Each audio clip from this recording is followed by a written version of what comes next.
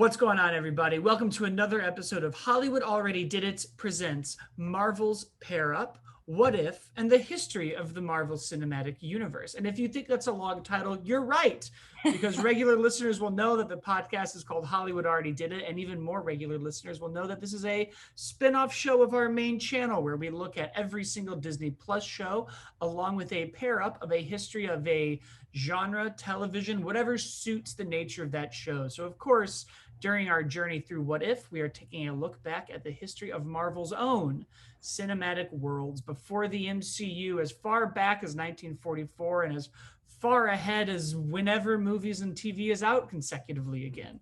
As always, I am your host, Blake Schultz, and with me is Terrence Tatum. Hello, everyone. And Jamie Jirach. Hello.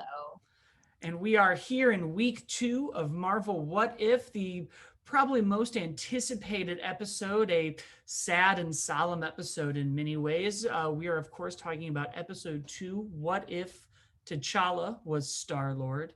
I believe, the last recordings of Chadwick Boseman, rest in peace. A very tough episode to watch at first, but incredible. What did you guys think of the episode? How did everybody feel?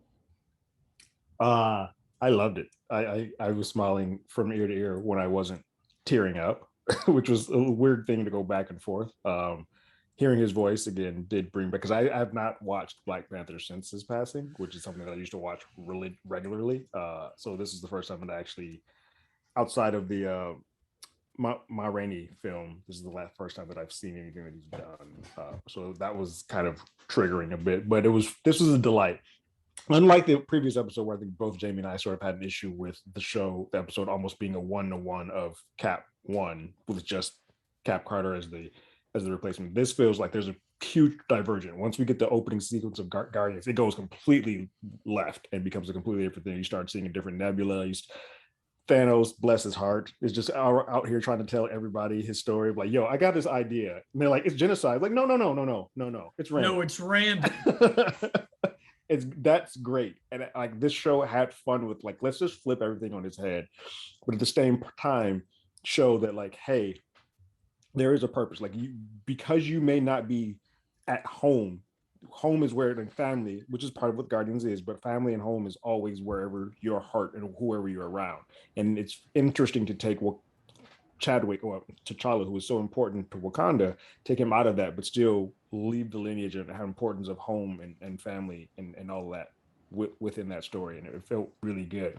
I will say it made me a little sad because in addition to Chadwick not being there, we're also I'm under the impression that the way that they're doing Black Panther 2, that we're also removing T'Challa, which sucks because I'm sitting here thinking like, oh, even if he's not Black Panther, T'Challa should still be there just because as a Black man, it is important to have somebody who looks like that and who is that regal and that important just present. And so it's kind of like, this might be the last time I see T'Challa, period, which wasn't fun.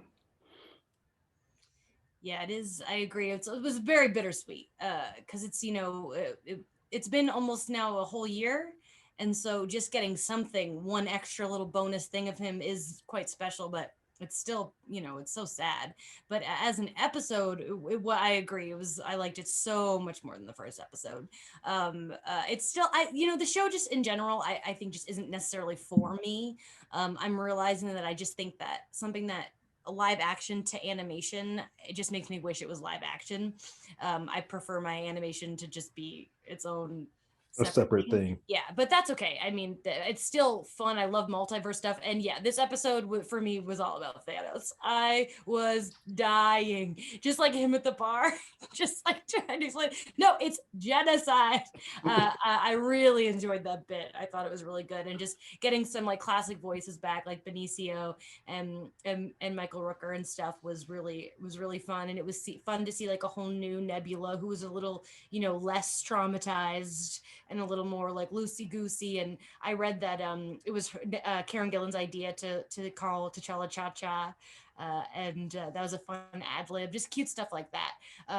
It was fun to be in that world. So I definitely enjoyed this episode a lot more. I agree with everything everyone's saying. I have since watched Black Panther, and it was incredibly hard to do.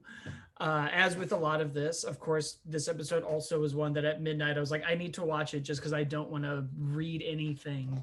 We're not really having like spoilers this time, but I was like, I want to feel my like raw emotions at midnight, because I knew that that's would be a part of it. I almost was like, part of this is going to be a very sad, somber experience, and then I'm almost going to have to watch it again to really watch it. But I also loved it. I liked it about as much as Captain Carter, but I loved Captain Carter. I am the opposite of Jamie here. This is another show that is clearly for me. I love when my live action goes to animation. It reminds me of being a kid. I loved seeing RoboCop, and then suddenly a RoboCop cartoon would exist, or Back to the Future, or any of these other weird areas. Some of the best stories in Star Wars are in animation now, and I love having a Marvel version of that. This episode too opened with Owatu's incredible quote that I'm going to butcher of like, we're going to really examine is who you are based on your nature, or or are you born out of the nature of your environment. It almost became a like, well, who are you based on where you are, less Right. so of like a different choice. This was really like, well, if T'Challa was in space, who would he be, and as a result, who would everybody else around him be?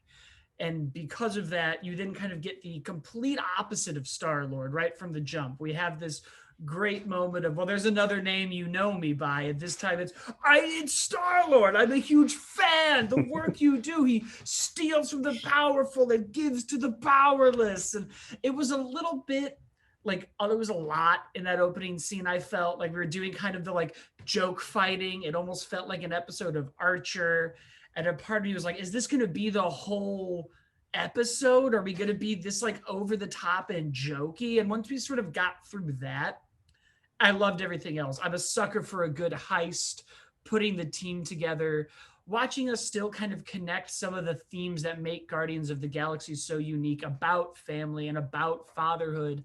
Still seeing Yandu have these small moments of like, I'm coming back for my son, and this is the family you made, and you belong up here, and we took you. And granted, there are some small things where I'm like, you realize you had the wrong kid, and you weren't like, let's bring him back.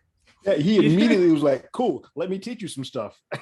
T'Challa was a little forgiving about a lie.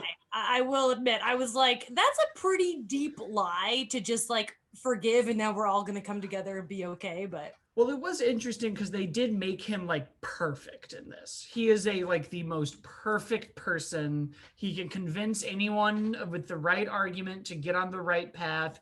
He's incredibly forgiving, and it is almost a little, it's how I think people feel about Ted Lasso right now, a show that I love, but I see a lot of tweets that are like, he's just too good of a person. And I'm like, no, we need somebody to be too good of a person. You know, it's funny because I feel like T'Challa was always sort of that honorary person that did all the things that were hopeful and faithful in the comics. Unfortunately, we have not been able to see him that much in the live action version, so we don't really know how good of a person T'Challa is because we've only got that small part of Civil War and then his film. Well, you sort of get there in the arc of Black Panther, the final scene when he goes and is like, we're going to give all this to the world. Correct. But yeah, it is very unfortunate that we don't get to see this, or we might, I don't know, we might, who knows. But it was kind of fun seeing a character that is like this hyper realized Robin Hood who is able to sit down and be like, well, hold on. But I also like the Thanos of it all, to me, was very interesting because he's changed, but he still talks enough about the plan that a part of me is like, how much has he changed? He could still flip.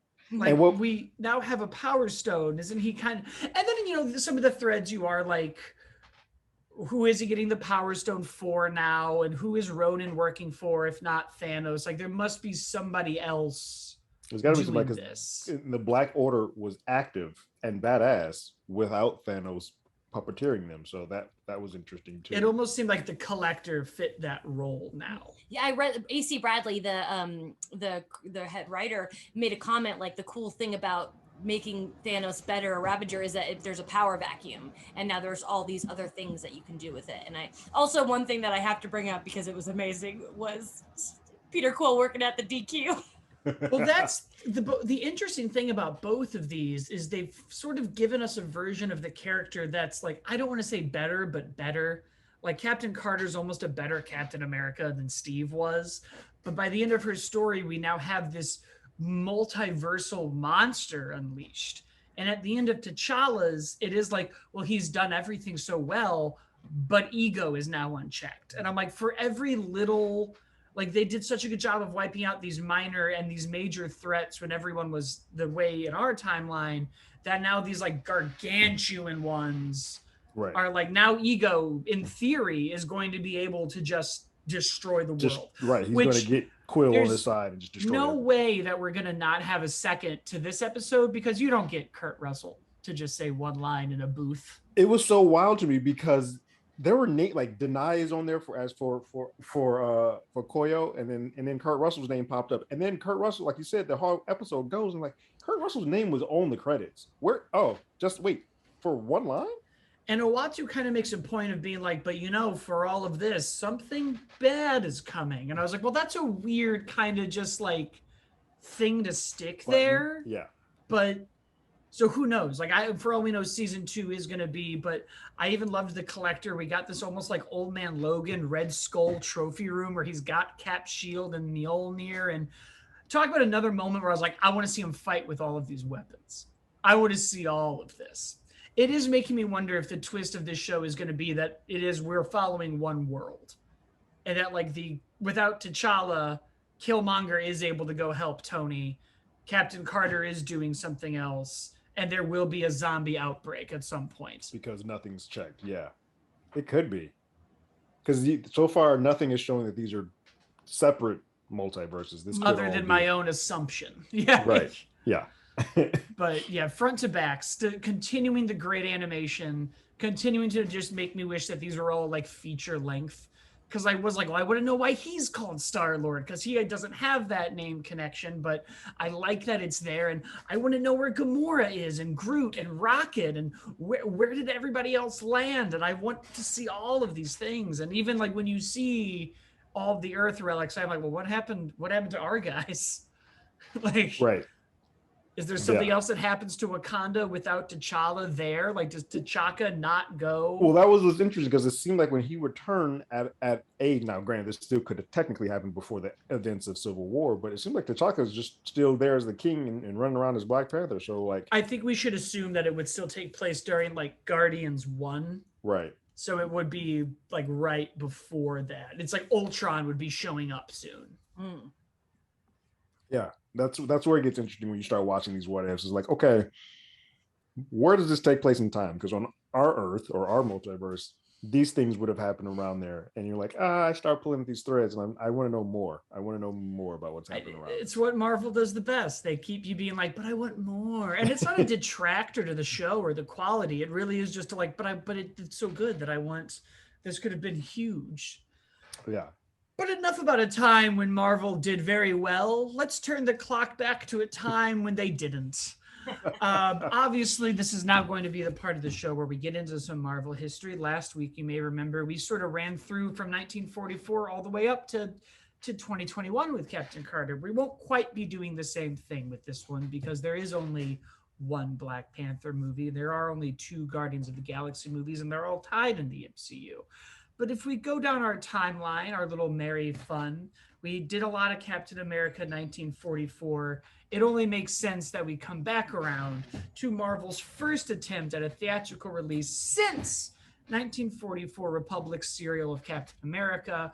I am, of course, talking about the 1986 movie, a timeless classic held in the hearts of millions. Without this, we would know so little about ducks' genitals.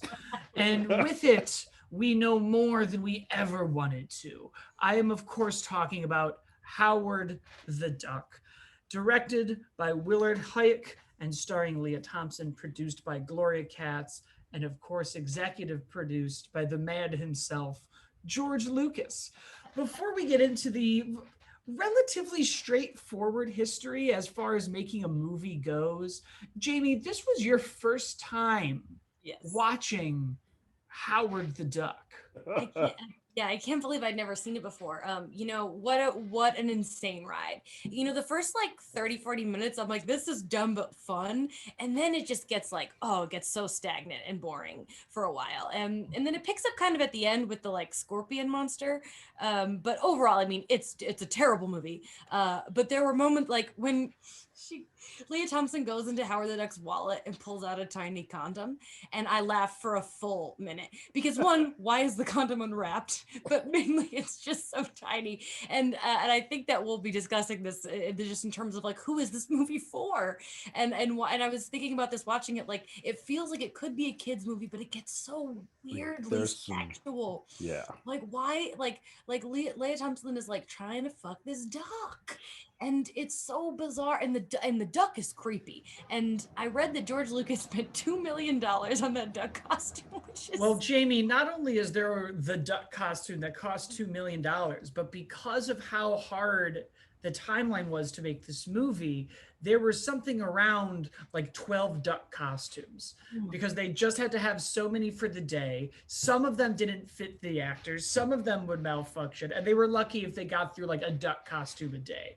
For So a shot. somewhere, like the ET Atari games buried in Arizona, there is a graveyard of duck Of just costumes. ducks. oh my god, that's horrifying. He was really creepy, and it's funny because I looked the guy who plays him. I looked him up, and he was a stunt double for Chucky, and Chucky's like my biggest fear on earth, and I'm like, no wonder I was immediately off put by He's done Chucky the whole time, pretty Yeah. much that whole run. Yeah. by Howard the Duck. I'm like, no wonder, because this is giving me Chucky vibes, and I do not care for And it. I am not a fan. It's funny with this movie. I had seen bits and pieces of this movie throughout its entire. I had not watched the entire thing all together at one sitting until this morning. What's funny is I used to watch this back in the day at night. Because this is a bad movie, they would just throw this on like late at night and right when I'm about to go to bed. So I would cut it on and I'm watching it. Like I always like saw the playbill thing. I was like, all right, I don't know if I should be watching. Like I'm child wise. Like I don't know if I should be seeing this. I get to I'm about amazed a point. that you had that wherewithal, because when I was a kid, everything Like, I was what supposed to is see, I Luke? was like, let's do this. I'm in. I forgot the duck tits in the tub. At the very beginning, at the very beginning of the movie, and you're just like, okay. And then I always remember falling asleep. I just don't remember the rest of the movie. And so then I pick up pieces in here. So this is the first time that I watched it in its entirety. And Jesus, this is a nutty, nutty flick. Like this is nuts. And again, like Jamie sort of alluded to, I don't know who this film is for because it's weird. It seems like they had some issues because they wanted this to be a family film, but there's definitely jokes in here that they need to pick a lane. You're either going all the way in and going like the Deadpool route, which we'll talk about, or you're making this a family friendly kid. And this weird thing in between that they kind of come up with makes like this is for no one. Neither of these are part of this. My one thing that I want to say, because the voice of Howard the Duck is very just one note and not good. I think if you're going to have a character like that, he needs to be like there needs to be something special to him. Originally, the voice was Robin Williams. He dropped out 3 days after filming because he was like, because he's very animated, and so he will want the duck to do certain things with the way that he seems like, and I can't. He's like, I can't wrap my brain around syncing my voice and what I want to have done doing to that because I feel like I'm in a cage. So he just walked off set, and that's when they called the other guy in. Literally, it's like, yo, there's a ticket for you at the airport. Get over to this booth now. We need you to fly. So Robin Williams was going to be Howard the Duck. Wow, what and a then virgin. Just left.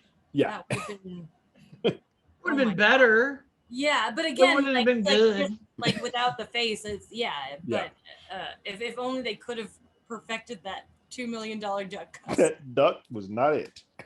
I mean, the movie cost estimated between 30 and 36 million, and it made like 30 million, which really, when it's like, it's one of the worst movies of all time, I'm like, there are movies that have had worse box office runs than that. Yeah.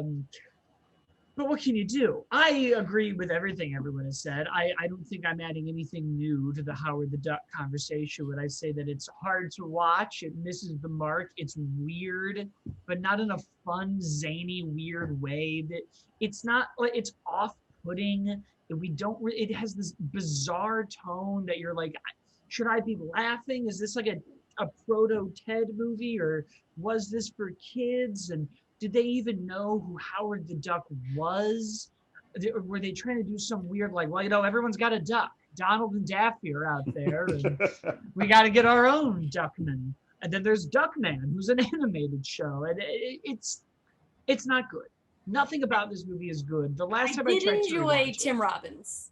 I will say that. yes, Yes, he's in a very different movie than I think everybody's in a different film. I feel like Leah is still dealing with like some Back to the Future. Like no one is in the same film, and that's what makes this weird because they're doing three different styles of comedy, three different styles of movies at the exact same time. well, you also have like a George Lucas who, I like the prequels, so forgive what I'm about to say, but we should have seen it coming.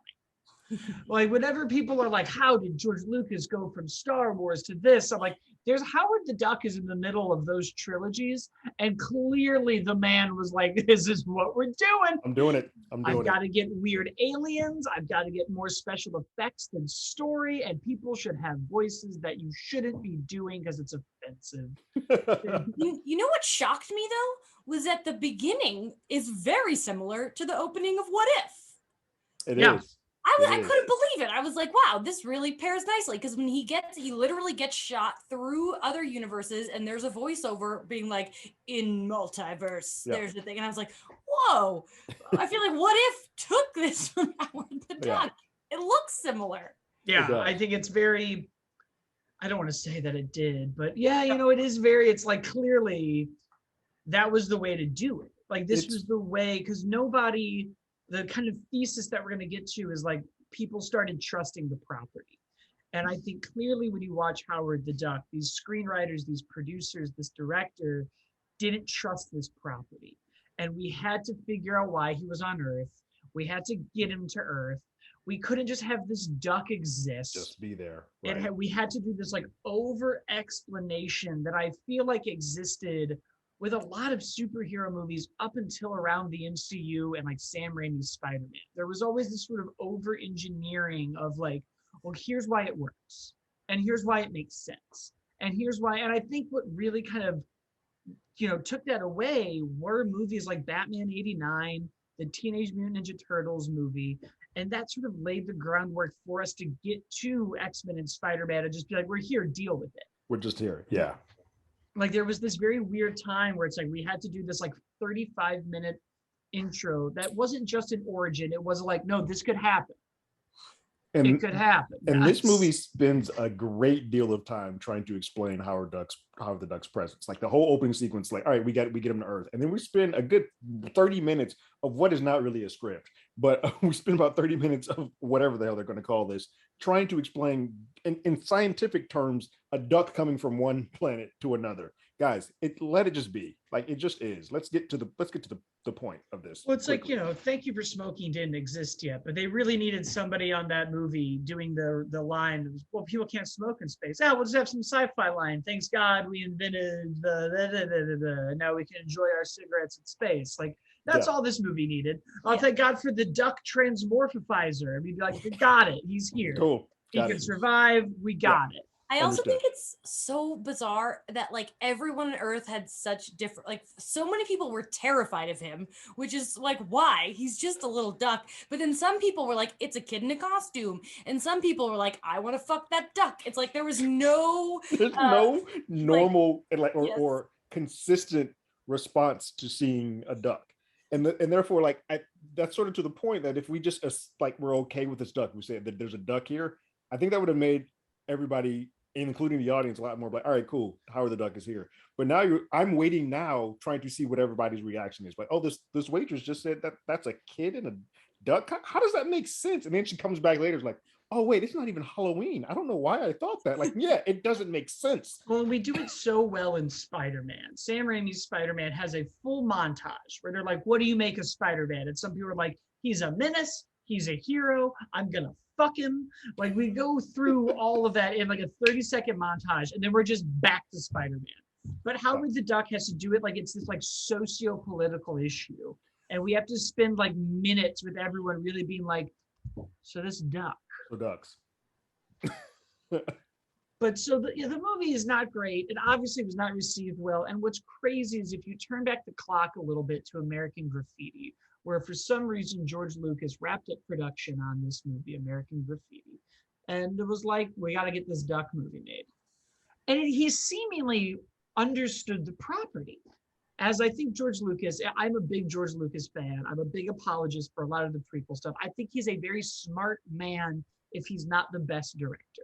I don't think you can take away his business savvy in keeping the action figure rights, in saying exactly who those Star Wars prequel movies were for. They were for kids. Jar Jar is important. This is what we're doing. He at least got what he was doing. Execution notwithstanding. But he just kept praising this comic for being a satire, being a dark noir, being a surrealist adventure, having these underlying tones of genre spoofing. So he was kind of with it. Mm-hmm. And then, of course, they optioned this movie to Universal, who, as we discussed in our last episode, had a long television deal with Marvel. This was going into movies. So that's who you went to at the time. And they said, yeah, let's do it. George is contracted to make a movie. We need something for the summer, which made the turnaround time quick. And George, of course, was like, animated. We got to make it animated. And they were like, you're on the leash for a live action movie. Right. And he was like, well, great. Then we're just going to show off what ILM can do. Because that's who he is. We're going to show it off. I love a director that is sometimes just like, we got to show him what we can do with this. Look at Avatar. That's a movie that's like, it's fine. Yeah. But like they hand painted these wings. They're creating a world. You cannot take away the technical prowess of Fern Gully live action. It's fine. Here we are again without the giant box office. So he decides to make it live action. And then, of course, as they're writing this, they're like, well, we got to change this duck. He's brash. He's rude. He's coarse. We got to make him a nice, lovable duck. Fine. This then leads to a script that is less focused on the duck, the story, the satire, and is now all about special effects. Which again, very prequel George Lucas to be like, crank up. This is what it's about. This is what we're doing. They remove all the surrealist, satirical elements and instead decide to pack it with all the supernatural stuff we've been talking about in this weird proto, like Seth MacFarlane humor that's just like not Seth MacFarlane at all. But like there's probably somewhere a duck tit Family Guy cutaway joke. That seems very up the alley. Yeah, that's right on brand. Yeah, like, but it would make me laugh if he did it, and I know that. Yeah. We go through this, then the duck itself becomes like the hard part. First, we're gonna make it all CGI. It doesn't work. Then we're gonna make it a puppet. We can't get it to move the way we want to puppet it. So then, as I said earlier, this graveyard of ducks. We're gonna stick an actor in a suit that takes like 3 puppeteers, animatronics to move, and some days, because we're rushing this thing through production, the suit's not going to fit him. There's one where it's like when he opened up his neck, you can see his mouth. So just right into that, you can't do that. Just very bizarre, yeah. It's crazy that we had this much trouble, and like 4 years after this, we've got 4 turtles running around. Well, that's what's funny about this movie, because they're having a hard time with the ducks, but then at the same time, they on the whole back half of this film, they do claymation and stop motion when they get the Dark Order guy. I'm like, well, what is happening? The moment where his tongue comes out into the cigarette lighter, that was really awesome. It was. Like, yeah, like you could tell that you could tell that's when he's saying like with special effects is what they were doing, because it almost became like Ghostbusters-esque in the back half of this film, where you're like, all right, we're gonna do the tongue thing, we're gonna light it up, we're gonna get kind of sort of body horror, and then like, all right, now we got claymation and stop motion, we're going all in. Like, guys, this movie is still about a duck. Can we get there? Can we fix that part? The movie, I often reference Ghostbusters, Batman '89, and the first Teenage Mutant Ninja Turtles movie as these like this tone that we don't really do anymore. It's like kind of for families, but it's very adult. There's a little bit of horror. The effects are this like mix of practical and animatronic, and they're weird, but they kind of like, the joke isn't that there's 4 turtles running around New York. The story they take that seriously. Ghostbusters takes the ghost seriously. Correct. it made me think of like Dick Tracy in terms of like, Yeah. like in not like Dick Tracy got there really well. Like what was that, like 4 years later? Like Dick Tracy really works in a way that like Howard of the Duck could have worked. Yeah, and I think it's like Howard the Duck is like the 80s Super Mario movie, where it's like the Super Mario Brothers movie was trying really hard to be Turtles, 89 Batman, and these other movies that I've listed, Dick Tracy, these like almost like pulpy adult but for kids. But similar to this one, the Mario Brothers movie is like, what the joke is the plumbers, man. That's Right. what's funny. And it's like, no, that all needs to be handled with realism and seriously. The comedy comes from other stuff. And then your production, you're building a weird world that we want to live in, not one that we're all like pointing at and being like, oh. Yeah, I feel like there's a three movie, like I almost put them in a genre by themselves of like, we horribly got this wrong because we took the wrong thing. Howard the Duck is one of them. We mentioned the other one, and then Masters of the Universe is also in that same boat of like films where you took an IP, pick what you wanted to, and then said, hey, screw all that other stuff. We're gonna make a family friendly film and piss off everybody, but we got special effects, right? So the biggest problem, of course, it's received terribly. Everyone's ripping it apart. The producer had a quote of like, well, I don't know what they want. It's a movie about a duck from space. If they don't think that's funny, it's not for them. I also have a quote from the creator of the Howard the Duck character, Steve Gerber, who says, the biggest joke of Howard the Duck is that there is no joke. That life's most serious moments and the most incredible dumb moments are often distinguishable only by a momentary point of view. So it's like these stories are satirical and parodies and deal with like social issues because the joke is that it's not a joke and that we're only really looking at Howard through our point of view. He's either weird, an oddity, a hero, a villain, and we're kind of using that as this other method. This producer just was like, it's a duck. Right. Laugh at my duck. And what's crazy is this same producer, we're talking a lot about not knowing your audience. And before I tell this story, I want to finish one thing on the special effects that it is cool and historic. And it's that the wire effects to launch Howard in the beginning are done with wires that we filmed, we removed in post, which was the first time we did those kind of wire techniques, which if you've ever seen the leaked version of X-Men Origins, you know exactly what I'm talking about. But this technique was then later used in Terminator, Back to the Future, The Matrix. This wire hanging stuff started with Howard the Duck. The same thing was used for his feathers when he became aroused, which is a sentence I never thought I would say, but here we are, saying it and using it as the foundation for The Matrix. Insanity. So a lot of actual like technical prowess came out of this movie that we used forever.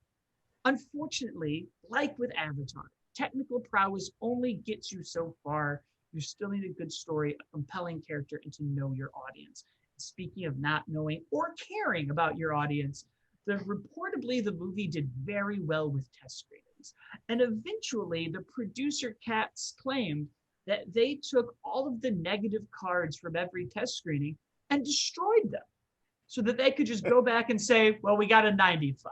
We're good here. We did it, which is baffling to me. That is insanity. You gotta figure if you hired a theater of 400 people to see your movie and then you get only what, 150 cards back, somebody should have been like, there's a problem here. Right. We're missing 3/4 of its audience. Something's wrong. And then you have to also realize that at some point, regular audiences are going to see this. It's going to come back that this movie is not, the parallels don't match. Why would you admit it later? Just ride that train out. Like, well. In case we have any like new listeners, this is Blake and Terrence's job. Is test screening stuff. Yeah, so. This is we're the ones who collect the cards. Which is it's just insanity for me to think of. Like you would notice if a bulk of cards were just gone, which is just wild to me. And what's also crazy is that when this movie bombed, and this just shows you how, bless his heart, how sweet George Lucas is. He was just like, I'm going to still keep pumping money behind this and still keep getting behind it because one day people will realize that this is a good movie. George, you are wrong. They did not. They did not.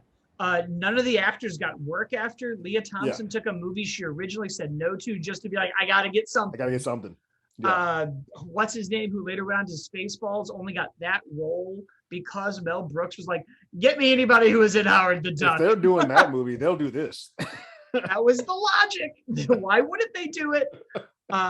Which is bonkers. It is Absolutely nuts. bonkers. Yeah. So the movie either doesn't know or doesn't care about its audience. And I think the reason we're going to connect this outside of just our own history, Howard the Duck, of course, appears. As you said, the movie comes out. It's still considered one of the worst movies of all time, a financial bomb. Nobody liked it. It sits at like a 4% on Rotten Tomatoes to this day. And unlike other movies, there really isn't a cult following for it. Most people are just like, they made a Howard the Duck movie and it sucks. Yeah, and people I think of it fondly for wild reasons because oh yeah, I remember this and this. And there's some, I'm not gonna lie, there are some audiences that are like, all right, cool, that was a cool movie, or like 25 years later, there's some type of rose-colored glasses, but it's not nearly the extent that most films that become a cult classic have. No, It's I like, mean, oh if this yeah, was that was playing one of at the first Quentin Marvel films. Tarantino's New Beverly Cinema, it would be easy to get tickets. Correct, exactly. And it's interesting because they kind of like then, I think the next theatrical Marvel movie is Blade. I want to say it's Blade. I think Blade is the next. Yeah, Uh, that's how much of a dent this did on that concept Yeah. of Marvel properties. And this is like Marvel Comics is doing well right now. Movies are doing well right now. We're in the middle of the 80s. Like this really is a stinker. And we don't see Howard the Duck until his appearance in Guardians of the Galaxy, when he just sort of shows up at the end, much more comic accurate, for one silly joke. We were going to get this Hulu TV show to cross over with the MODOK show, written by Kevin Smith, which Kevin has Smith, yeah. quietly been canceled. I'm assuming because Marvel has their own plans. Yeah, once And Marvel Studios sort of took over everything, all the TV stuff basically got wiped out. I like that MODOK show though. Would have been okay with an R-rated Howard the Duck crossing over with it. Would have Yeah. been great. I'll always love that Howard the Duck is in the Avengers Endgame battle. I think that's pretty beautiful. Yeah, we stuck him in there. I love that. He's right behind the Wasp when she comes out of hers, for people who don't know. Although I think that's a Easter egg people are very aware of. But who knows? Who knows? And yeah, then we get him in this what if for, again, just a moment, still a better moment. Happy Hour just started. All of his lines are funny. They're all on point. So I think that brings us then to kind of what we're talking about here today. Because now as these movies evolve, we get Blade, which I feel like not enough people talk about, but we will get to. You then get to the X-Men, a movie that is incredible. I'm not here to say anything bad about X-Men 1 or 2. I will say some bad things about other ones, though. But those were two movies that got it. They understood their characters, they understood their themes, they understood their story. But we still aren't putting them into costumes. And it really wasn't until Sam Raimi showed up that they were like, do it. Really do it. Colorful costume, this almost 1960s vibe. He's talking like he's right out of one of those old classic comics, a tone that it has these horror beats, but kids are seeing it. We sort of around 2000 finally really clicked into gear on what these superhero movies were. And that isn't to say that the Batman movies didn't exist or that the Superman movies didn't exist, but Batman Forever, a movie I like, and Batman and Robin, a movie I don't like, are considered to have ended that franchise. Superman, The Quest for Peace, we stopped even trusting those IPs. We're now living in a world where the theatrical releases of superhero movies are second fiddle to their animated counterparts. And then Sam Raimi shows up, Spider-Man's swinging around. We do that for 3 years until that kind of loses its way. We do X-Men for Out, that loses its way. And then Iron Man and Batman Begins show up, and we now have creators in the seats who are like, these are movies for everyone, but it also means that some of them are different, but we got to get these characters right. We have to realize what made them last in the comics for decades and infuse it into here. We did it with Iron Man with Robert Downey Jr. We made him a character that we cared about with a real arc. We did it with Captain America. We haven't done it with Howard the Duck. But I bring up this movie specifically because this What If show episode brought us the combination of two properties that people also didn't believe in much: Guardians of the Galaxy in 2014 and Black Panther 4 years after that. I remember when Guardians was announced and everyone was like, it's Avengers in space. This is when the superhero movies are going to falter. And instead, we made a movie about family and love and friendship, and Star-Lord was relatable, and we all loved Drax, and we made Rocket and Groot. And that was the first movie that I think a lot of people were like, well, we made that work. We can do anything now, which is crazy. And then, of course, Black Panther showed us that if you believe in your audience, they're going to show up and make you money. Yeah, it's funny that those two things were so, like, you and I, we were both like, that was the time when Guardians 1 was the audience one. Everybody's like, this is when Marvel's going to lose it. Like, after everything, like, that's not going to work. The talking tree, this is when they're going to fail. And that came out like gangbusters. But then you're right. You do something like Black Panther, and throw in, even though she's not a part of this one, but she fits into that. Captain Marvel fits into that too, where these characters are not that huge. But the audience you give them what they want, and you are stick to what the character is actually about, you're gonna knock it out of the park. And both of those were billion-dollar franchises. So, like, maybe you should stick to the comics because they've been doing it for so long. They kind of know what they're doing. And just like listen to people. Like, Black Panther was an example of, like, if you treat this with respect, and you treat this audience with respect, and you treat this hero with respect, you will have a movie. Because I feel like what happens to the studio space, and this is changing over time, but there was so long where they were like, well, we don't know about these diverse leads. And it was like, well, they're here. They will show up for your movie. They also have money. There's an interesting thing. Like, Kevin Hart has a TV show now, and Taraji P. Henson was just on there. And she was like, have been told for so long from everybody that we don't sell overseas. Like, Black people don't, no one sees us overseas. And she's like, and I went out there just for an interview with Empire, and I was getting stopped on the street, and they weren't saying Cookie, they were saying my name, and not even bringing me movies and related to Empire. They're bringing me like Baby Boy, stuff that I was in ages ago. And I'm like, hold on. I was always told that there wasn't an audience out here for people who look like me. Someone was lying. And clearly, with the way that Black Panther exploded, that was a lie. Yeah. So, Jamie, what do you think? What do you think we missed the boat on with Howard that we got them right later with Guardians of Black Panther? Oh gosh, technology, that's always kind of a go-to answer.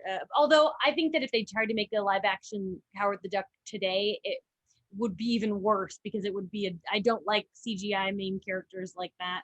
I think that I think animation is a good choice for him. And I think that's why, like, seeing him in What If was really fun. And it'd be fun to see more of him in that way. But it's a weird character, he's and like you said, like Groot, talking tree, that's weird. Talking raccoon is weird, but when you add the nuance and you add the heart, it can work.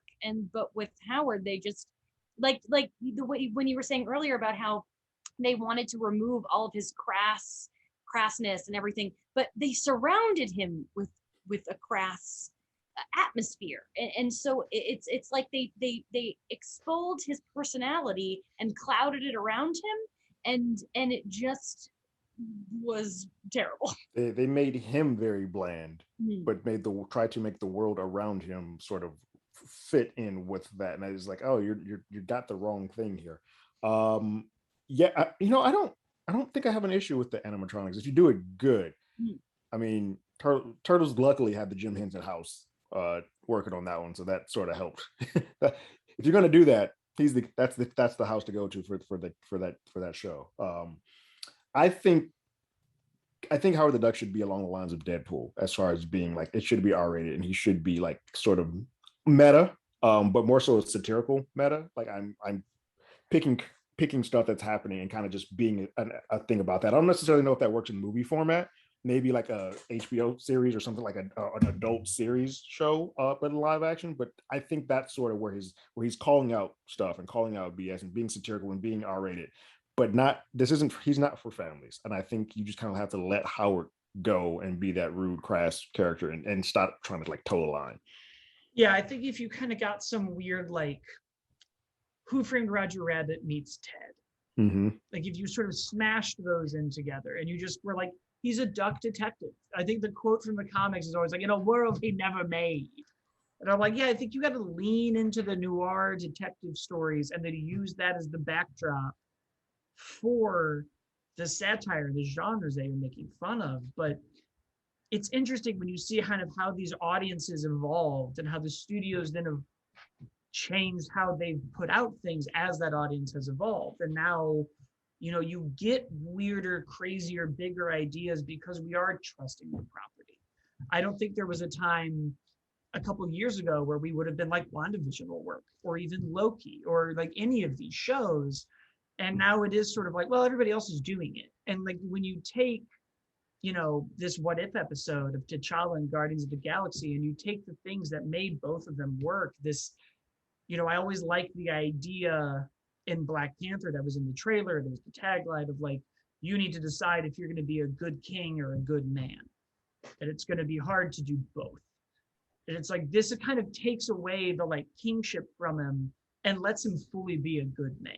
Mm-hmm. And it still embraces the family themes in Guardians of the Galaxy and smashes those together to be like, this is an unstoppable force in the universe now. This like beacon of positivity that's just going to echo through everybody and inspire everybody around it. And it's a very interesting look at like, well, when your environment changes, who are you going to be? And who are you at your core that then, like Howard, who he is at the core in that movie, then has to react to this world around him, but we didn't have anything in his core. Yeah. Feige recently said, and it's so sad, but that Chadwick loved this version he got to play of T'Challa, and they even talked to Ryan Coogler about taking elements from this What If episode, and when it was the original Black Panther sequel, they were going to take some of his characteristics that they showed in this episode and expand on those because of his goodness and everything. And it's sad that this is all we're going to get to see of that, but the fact that it exists at least is something. Yeah.